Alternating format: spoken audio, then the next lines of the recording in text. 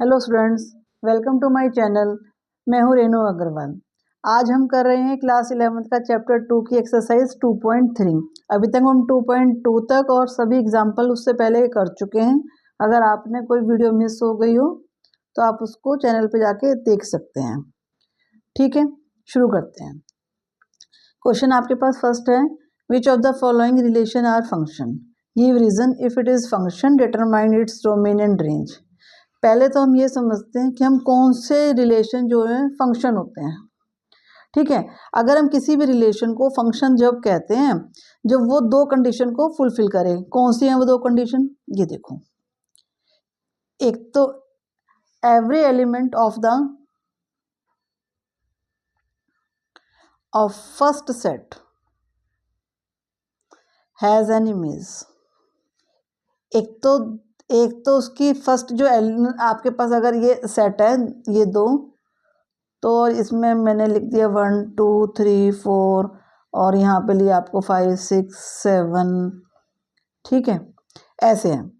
तो हर एक फर्स्ट जो आपका सेट है उसकी सारी ही सबकी इमेज होनी चाहिए। ये हम इसे प्री इमेज कहते हैं और ये इमेज कहते हैं।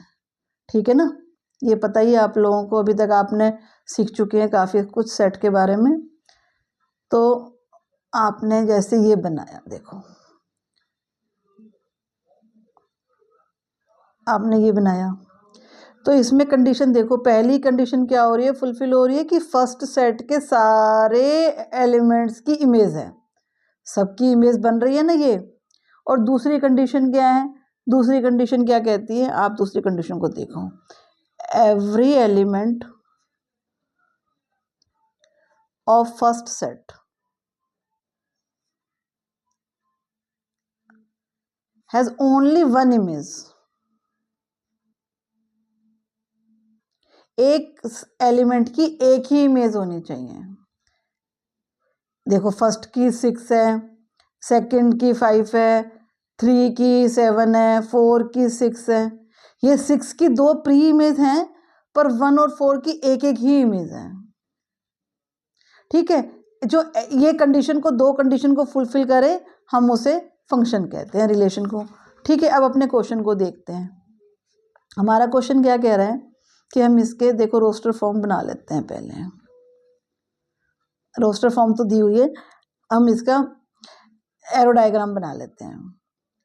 हमारे पास पहले जो हमारे ये एलिमेंट फर्स्ट सेट के होते हैं, 2 है, 5 है, 8 है, 11 है, 14 है, 17 है। ठीक है, और यहाँ पे क्या सब में 1 ही आ रहा है, तो मतलब 2 की भी 1 इमेज है, 5 की भी, 8 की भी, 11 की भी, 17 की भी और 14 की भी, सबकी ये इमेज बन रही है। अब कंडीशन क्या, दोनों फुलफिल हो रही हैं, ये दोनों देखो, ये दोनों कंडीशन फुलफिल हो रही हैं। Every element of first set has an image, सब सारे जो फर्स्ट सेट के एलिमेंट हैं सबकी इमेज बन रही है। Every element of first set has only one image, सबकी एक ही इमेज है, किसी की दो इमेज तो है नहीं। इसकी 2 की भी 1 है, मतलब एक इमेज है सबकी।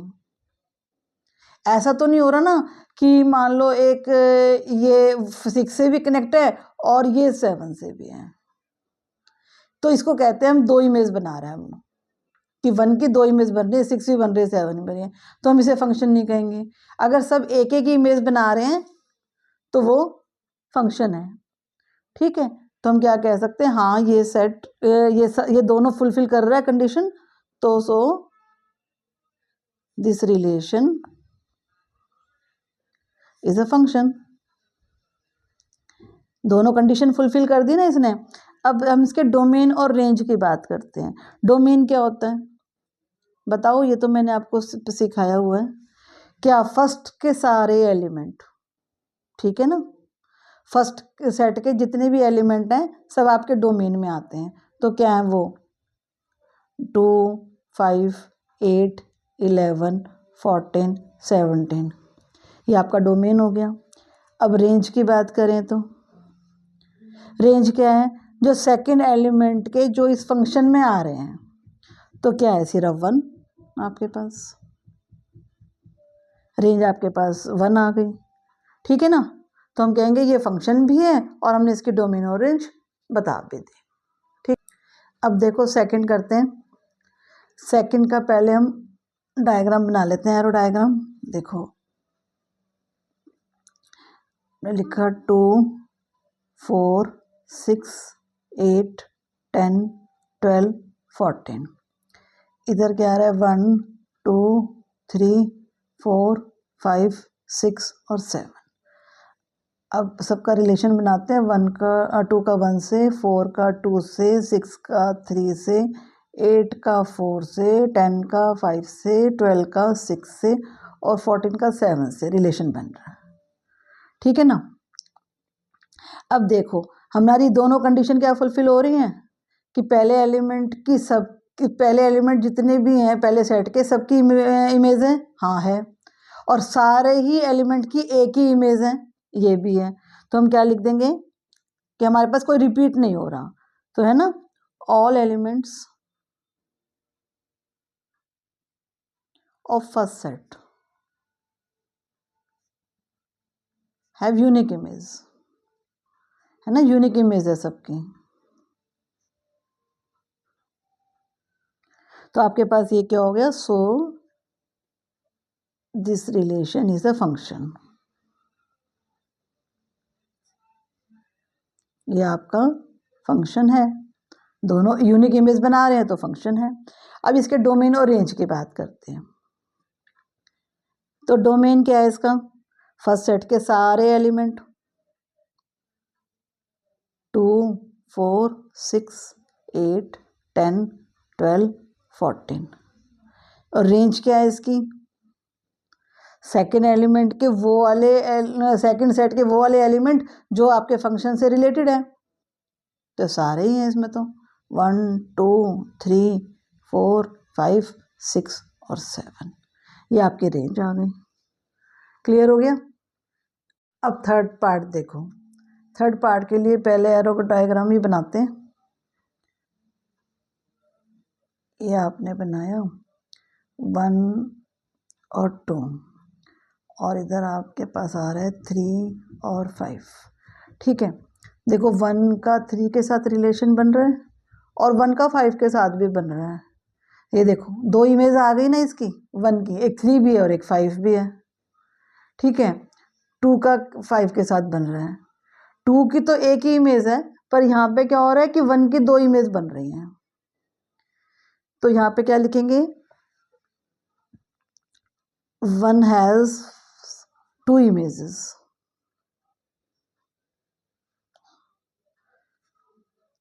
so this relation is not a function। आपकी दो इमेज आपके पास किसी भी बन रही हैं तो आप उसे कह दो कि फंक्शन ही नहीं है, खत्म। रिपीट हो रहा है ना, ऐसा पॉसिबल ही नहीं होगा कि दो इमेज बने। दोनों कंडीशन हमारी यही होंगी कि फर्स्ट एलिमेंट के सारे तो इमेज बने, वो तो बन रही हैं, पर एक ही बननी चाहिए, दो नहीं बननी चाहिए।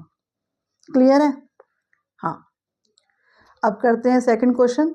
देखो, find the domain and range of the following real function.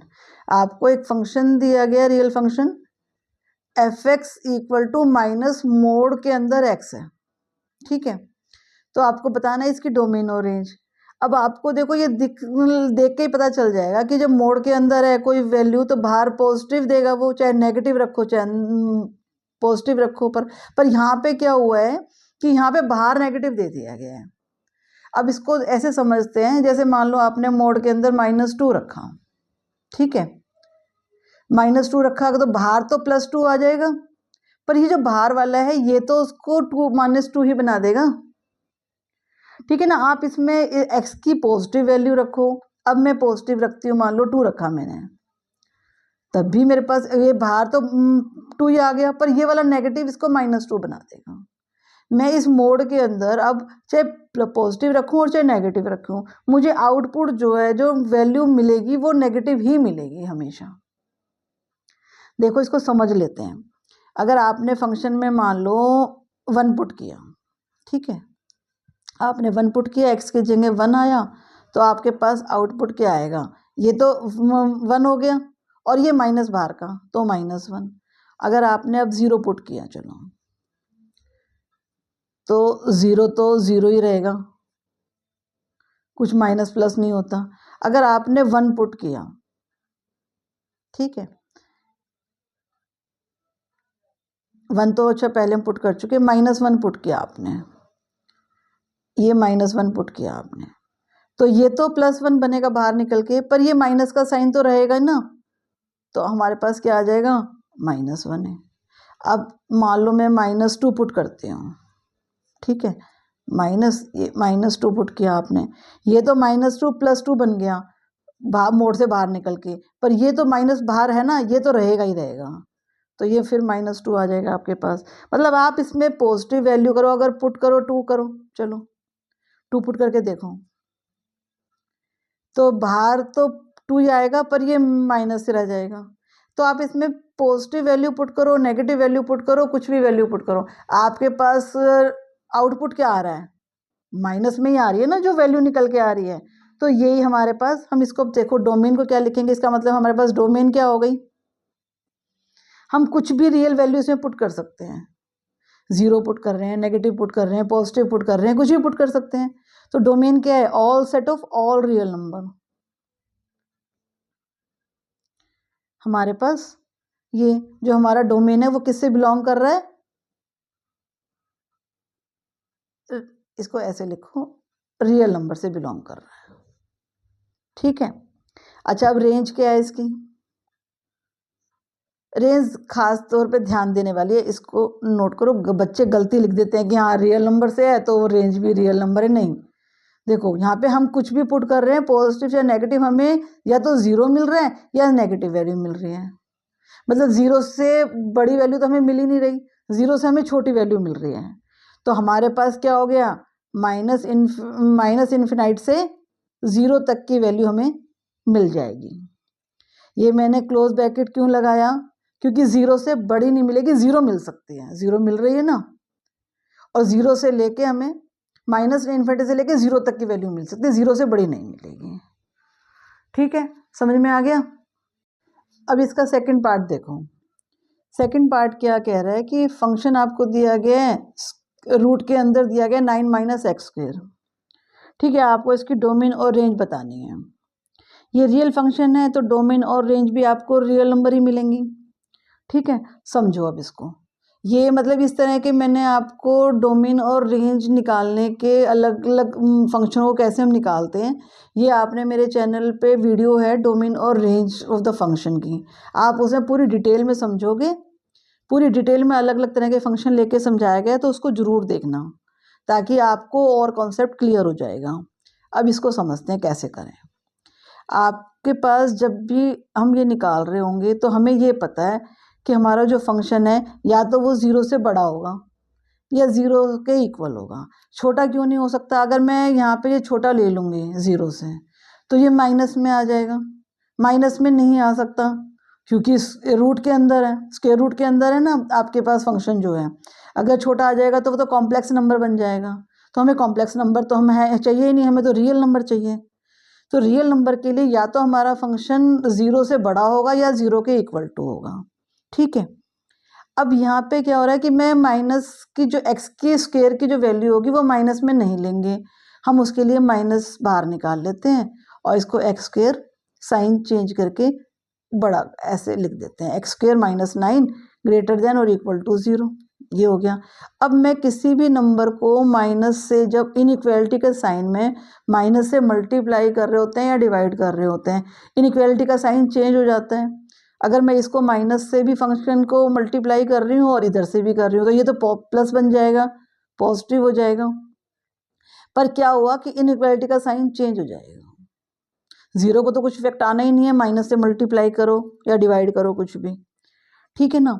अब मैं इसके फैक्टर्स बना रही हूँ, तो ये a का स्क्वायर माइनस b का स्क्वायर वाली आइडेंटिटी दिख रही है, तो a + b और a - b, ठीक है, ये ग्रेटर देन और इक्वल टू 0 है।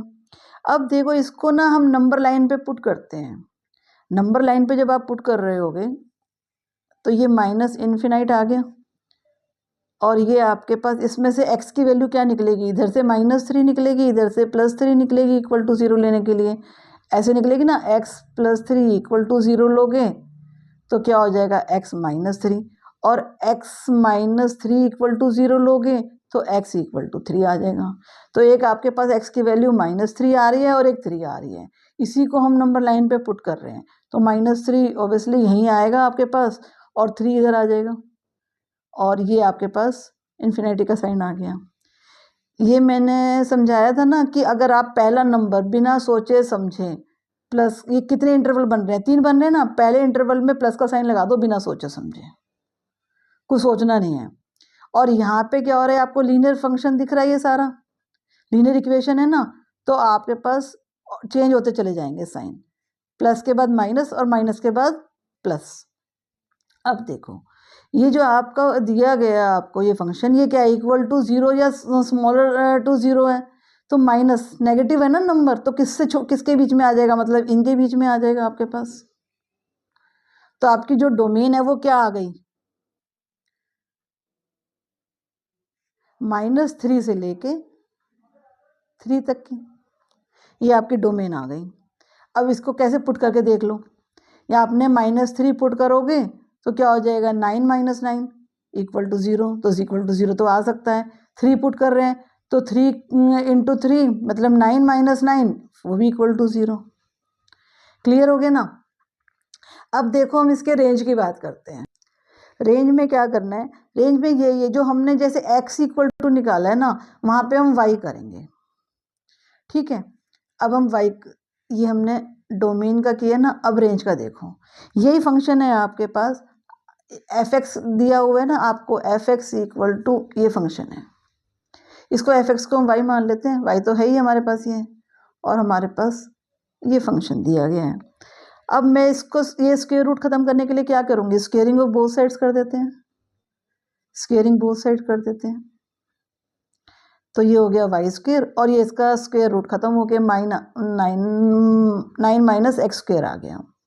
अब ये पूरा मुझे ना y के में लेना है, तो मैं क्या करूँ, इसको स्क्वायर रूट में करूँ, मतलब x, मुझे जैसे हमने यहाँ पे y चल रहा है ना हमारे पास, यहाँ में x इक्वल टू लेंगे, तो x² इक्वल टू क्या बन जाएगा, 9 - y²। ये एक तरीका, इस ऐसे रेंज निकलेगी, ये इसी तरीके से फॉलो करना, आराम से आपके सब फंक्शंस की रेंज निकलती चली जाएगी। ये स्टेप्स फॉलो करोगे बिल्कुल। 9 - y², आपके पास ये आ गया। अब यहाँ पे फिर हम वही काम करेंगे, जो हमारा 9 - y² है वो क्या होना चाहिए, ग्रेटर देन और इक्वल टू 0 होना चाहिए, जो हमने यहाँ से स्टार्ट किया। ये हमने x में लिया था, यहाँ में y में लेना है अपना फंक्शन, बस इतना काम करना है पहले। ये सिंप्लीफाई करने के बाद फिर यही स्टेप्स फॉलो करेंगे, इसको माइनस को चेंज करेंगे तो हमारे पास बन गया y² -9 greater than equal to 0, minus से मल्टीप्लाई कर रहे हैं तो हमारे पास आ गया y² -9 ग्रेट लेस देन और इक्वल टू 0। फिर y, ये x² - b² वाली आइडेंटिटी चल रही है, y -3 और y+3 ग्रेटर देन और इक्वल टू 0। यहाँ से क्या फंक्शन मिला आपको, जब ये मिलेंगी वैल्यू, तो एक तो -3 और एक 3। अब इसको भी नंबर लाइन पे पुट कर दो, देखो वही नंबर लाइन बना रहे हैं जैसे हमने इसमें बनाई, ये -3 और ये हमारी 3 और ये इन्फिनिटी का साइन। अब वही 3 इंटरवल बने, पहला इंटरवल बिना सोचे समझे प्लस, लीनियर में है, साइन चेंज करते चले जाओ, माइनस और प्लस। अब आप कहोगे कि हाँ मैडम यही वाला क्योंकि लेस देन 0 है तो यही है, ठीक है ना, हाँ ये तो है, पर कंडीशन क्या हो रही है, कभी भी आपका जो स्क्वायर, जब आप रेंज निकाल रहे होगे और फंक्शन स्क्वायर रूट में होगा तो नेगेटिव वैल्यू नहीं आएगी, बस।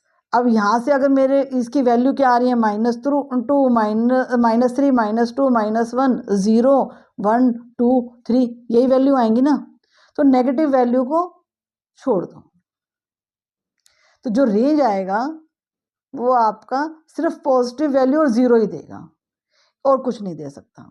तो 0 हो सकता है और 0 से लेके 3 तक की वैल्यू हो सकती हैं, क्योंकि आप जैसे ही यहाँ पे पुट करोगे y की वैल्यू को, तो आपके पास फंक्शन जो है वो पॉजिटिव देगा या 0 देगा, नेगेटिव वैल्यू नहीं देगा। तो इसको ध्यान रखना है, जब भी आपके पास ऐसी चीज़ आएगी तो आप इसकी नेगेटिव वैल्यू को छोड़ देंगे। डोमेन में नहीं, ये सिर्फ कंडीशन रेंज में होगी। ठीक है, अब इसी क्वेश्चन को करने का ना एक बहुत ही सिंपल सा तरीका और भी है। आपने फंक्शन लिया, हम इसको लिख देते हैं सेकंड मेथड है। जैसे ये भी किसी क्वेश्चन, सभी हम मैथ्स में मैं बच्चों को यही सिखाती हूँ कि किसी भी क्वेश्चन को करने के 2-3 तरीके हो सकते हैं। ठीक है, तो हम आज दूसरा तरीका सीखते हैं कि एक तो तरीका ये है हमारा जो हमारे 11th के लेवल का है। अब जैसे हम 10th तक के पढ़ के आए हैं मैथ्स को, तो 10th तक के लेवल का भी हमने पुट करके देखी वैल्यू, और देखते हैं हमारा कौन सा इस पर फिट बैठती है हमारी वैल्यूज़। तो देखो, हमारे पास फंक्शन है 9 - x²। ठीक है, ये हमारे पास फंक्शन है। हमने इसमें पुट किया, मान लो x की वैल्यू हमने 4 ली। ठीक है, लेट ले लेते हैं x की वैल्यू को 4। तो 9 - 4 का स्क्वायर क्या हो जाएगा 16। तो आपके पास आंसर क्या आ जाएगा -7, जो नहीं आ सकता। नहीं आ सकता ना, वो तो कॉम्प्लेक्स नंबर बन गया, छोड़ दो इसे, कट लगा दो। आपके पास अब ले लो 3। तो 9 - 3 का स्क्वायर क्या हो गया 9, यानी क्या हो गया 0। ये हमने है हमारे पास डोमेन में 0 आ जाएगा ना। अब देखो -3 भी ले लो। देखो 9 - 3 का स्क्वायर क्या हो जाएगा 9 ही तो होगा ना, तो वो भी 0 दे रहा है वैल्यू। अब आप -2 लेके देखो,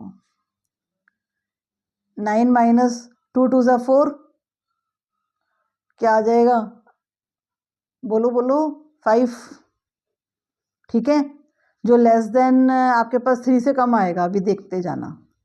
अगर आपने अब मान लो इसकी वैल्यू 1 ले ली, ठीक है, तो 9 - 1 का स्क्वायर 1, यानी 8 आ गया आपके पास।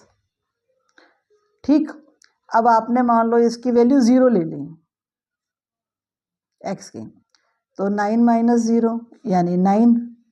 9 का मतलब क्या हो गया 3। तो वैल्यू जो आ रही है आपके पास वो 3 से लेके 0 तक आ रही है, जो आउटपुट है, जो रेंज आ रही है। और आप वैल्यू कौन कौन सी पुट कर पा रहे हो, आप 3 भी पुट कर लो, चलो +3 करा था ना, और -3, हाँ, तो दोनों में 0 आ रहा है आपके पास। अब आपने 1 किया, -1 किया, 4 तो कर ही नहीं पा रहे, -4 भी करके देखो, आपको नहीं हो पाएगा। देखो 9 - 4 4 = 16, वही आ गया आपके पास -7, तो ये भी नहीं हो पा रही। तो जो आप वैल्यू पुट कर पा रहे हो वो आपका डोमेन, और जो आपको आउटपुट मिल रहा है, जो आंसर मिल रहा है, वो आपकी रेंज। तो आप वैल्यू कौन कौन सी पुट कर पा रहे हो, 3 से लेके -3 तक। -2 पुट कर पा रहे हो, 1 पुट कर पा रहे हो, 0 भी पुट कर पा रहे हो। ठीक है ना, आप 4 और -4 नहीं पुट कर पा रहे, तो हमारे डोमेन कहाँ से कहाँ तक है, -3 से 3 तक। और आपको वैल्यू आउटपुट क्या मिल रहा है उसमें, 0 से लेके 3 तक मिल रहा है। आपने 3 पुट किया जब भी 0 आया था, -3 पुट किया जब भी 0 आया था, और आपने 0 पुट किया था तो आपके पास 3 आ गई थी वैल्यू। तो रेंज कहाँ से कहाँ तक आई आपके पास, 0 से लेके 3 तक। क्लियर हो गया ना। तो इस तरह से भी आप कर सकते हो, और इस तरह से भी क्वेश्चन को आप कर सकते हो। ये आपकी चॉइस होगी, आप किस तरह से क्वेश्चन को सॉल्व कर रहे हो। ठीक है, अब करते हैं, देखो question 3। A function f is defined by function आपको दिया गया 2x - 4, write down the value of. अगर अब आप x की जगह पे 0 पुट करो तो आपको क्या वैल्यू मिलेगी, 7 पुट करोगे तो क्या मिलेगी, -3 पुट करेंगे तो क्या वैल्यू मिलेगी। अब आप ये देख रहे हैं, हमारे पास फंक्शन क्या है 2x - 5, हमने 0 पुट करें, तो 2 × 0 -5, यानी 0 -5, तो आपके पास क्या आ गया -5। अब आपने 7 पुट किया, इसी फंक्शन में आप कर रहे हो, ठीक है ना, यही फंक्शन हमारे पास दिया गया है। हमने 7 पुट किया तो 14 - 5, यानी आपके पास आ गई 9 वैल्यू। ठीक है, अब इसी फंक्शन में हमारे पास अगर हम -3 पुट करेंगे तो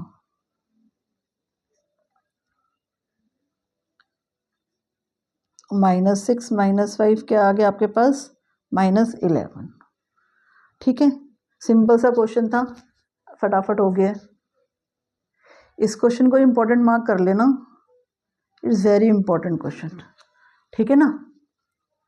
अब फोर्थ देखो, the function T which map temperature in degree Celsius into temperature in the degree Fahrenheit in defined by T C, आपको फंक्शन दिया गया 9c/5 + 32, और अगर आपने वैल्यू पुट करते जाना है और आपको बताना है कि कितना आपको फ़ारेनहाइट में मिलेगा, ठीक है। देखो अब अगर हम फंक्शन में 0 पुट करें तो 9 × 0/5 + 32, तो ये तो 0 + 32 यानी आंसर आपके पास क्या आ गया 32। अगर अब इसी में आप 28 पुट कर रहे हैं तो 9 × 28/5 + 32, तो हमारे पास ये बन गया है 252/5 + 32, और हम इसको एलसीएम ले लेंगे तो हमारे पास × 5 करके ये, और फिर 252 + 160/5, और आपके पास आंसर आ जाएगा प्लस करके 412/5, ठीक है। अगर अब इसी में आपने -10 पुट कर रहे हैं, -10 आप पुट करेंगे तो 9 × -10 + 32/5 -90 + 32 × -5। अच्छा यहीं से काट देते हैं, रुको यहाँ से कट जाएगा -2, हाँ, तो -18 + 32 कर देते हैं तो आपके पास आ गया 14, ठीक है।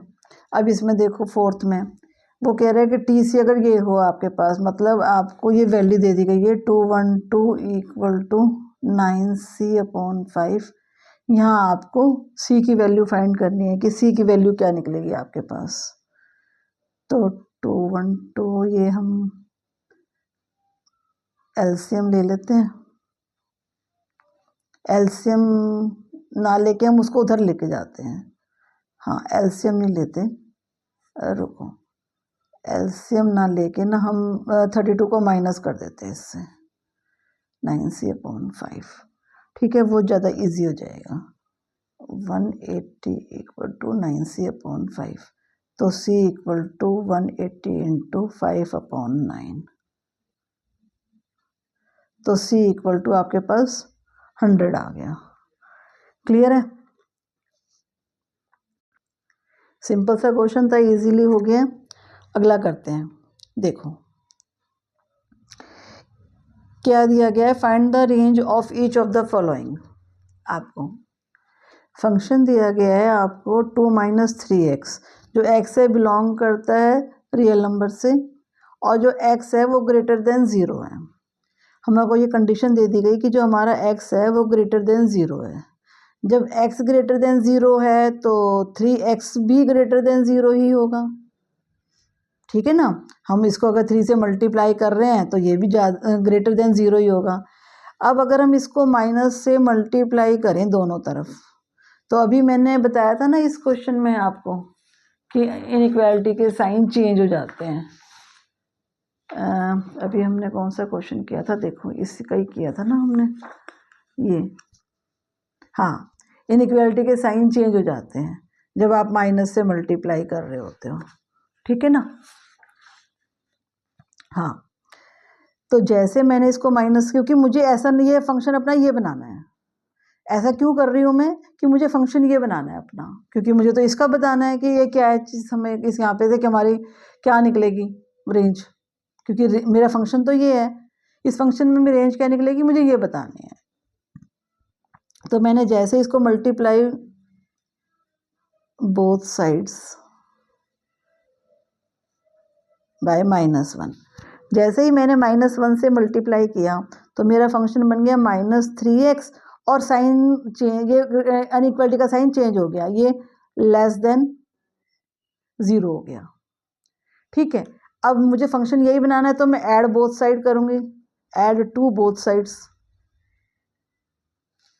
ठीक है, जैसे ही ऐड करूँगी तो मेरे पास बन गया 2 माइनस 3x, और ऐड में तो कुछ चेंज होता, सिर्फ माइनस से जब आप मल्टीप्लाई कर रहे होगे या डिवाइड कर रहे होगे, जब भी चेंज होगा उससे पहले कोई चेंज नहीं होगा इनइक्वालिटी में, ये ध्यान रखना। ठीक है, आपके पास ये आ गया। अब इसमें मैं जैसे ही 2 ऐड करूँगी तो इधर भी 2 ऐड करूँगी। यहाँ तो माइनस से मल्टीप्लाई करने से कुछ चेंज नहीं आया था ना, अगर मैं मान लो -1 भी लिखती तो कुछ फ़र्क नहीं पड़ना था, 0 ही था वो तो, पर ऐड करने से मेरे पास यहाँ 2 आ गया। अब मेरा फंक्शन क्या बन गया, ये लेस देन 2 होगा, ये मेरा फंक्शन है। ठीक है ना, तो जो मेरा फंक्शन है वो लेस देन 2 है। 2 से जब मैं कोई भी मेरे फंक्शन में इसमें वैल्यू पुट करूँगी तो मेरा फंक्शन जो है वो 2 से स्मॉलर आएगा, कोई भी x की वैल्यू में अगर पुट कर रही हूँ तो। ठीक है, तो मेरी रेंज क्या हो गई फंक्शन की, -∞ से 2 तक। 2 से छोटी मैं इसलिए ओपन ब्रैकेट लगाऊंगी क्योंकि यहाँ =2 नहीं है। क्लोज ब्रैकेट कब लगाते, जब =2 होता, ओपन ब्रैकेट लगाऊंगी, इसलिए मैंने -∞ से 2 तक लिया। 2 नहीं होगा, 2 से छोटा होगा फंक्शन में। ठीक है, क्लियर है। अब देखो सेकंड पार्ट इसका। सेकंड पार्ट में भी मेरे पास ये दिया गया है कि हाँ जो है x is a real number, तो जो हमें ये पता है कि किसी भी नंबर का जो स्क्वायर होगा वो ऑलवेज पॉजिटिव होगा, तो हम ये स्टेटमेंट लिख लेते हैं, square of a number will always be positive.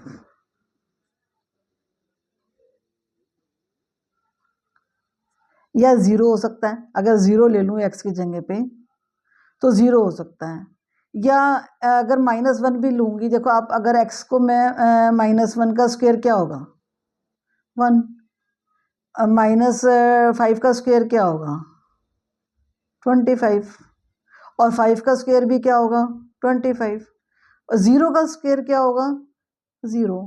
तो या तो वो 0 हो सकता है या पॉजिटिव नंबर होगा, नेगेटिव नंबर किसी का स्क्वायर नहीं हो सकता।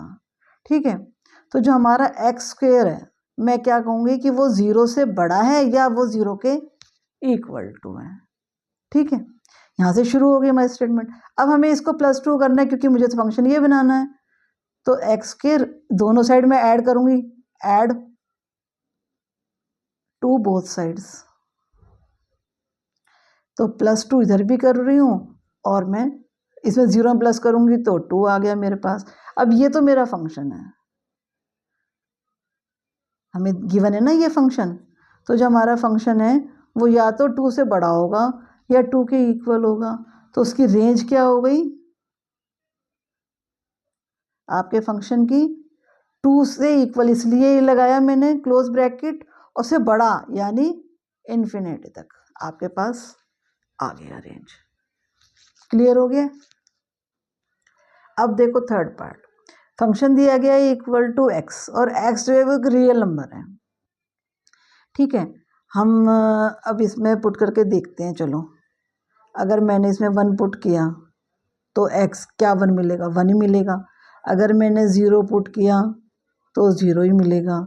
अगर मैंने -5 पुट किया तो -5 ही मिलेगा। तो मैं क्या देख रही हूँ कि जो जो मैं वैल्यू पुट करती जा रही हूँ, और एक करके देखते हैं, -2 पुट किया तो -2, ठीक है ना, जो जो वैल्यू मैं पुट करती जा रही हूँ मुझे वही वही वैल्यू मिलती जा रही है। तो अगर ये सब रियल वैल्यू हैं तो इनका आउटपुट भी रियल वैल्यू है। ठीक है ना, कि हमें x जो है वो रियल नंबर दिया गया, कोई भी मान लो मैं √2 पुट करती हूँ तो मुझे √2 ही मिलेगा। मैं जो वैल्यू पुट कर रही हूँ वही मुझे आउटपुट मिल रहा है। अगर x रियल नंबर है तो जो उसकी रेंज है वो भी क्या है, एक रियल नंबर से बिलोंग करेगी। रेंज ऑफ फंक्शन क्या हो जाएगा आपके पास, set of all real number.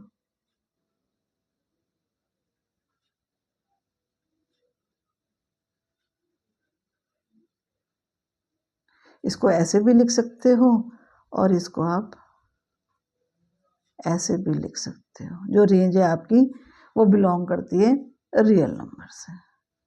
ठीक है, clear? Thank you for watching और मेरे चैनल को सब्सक्राइब करें और लाइक करें। Thank you.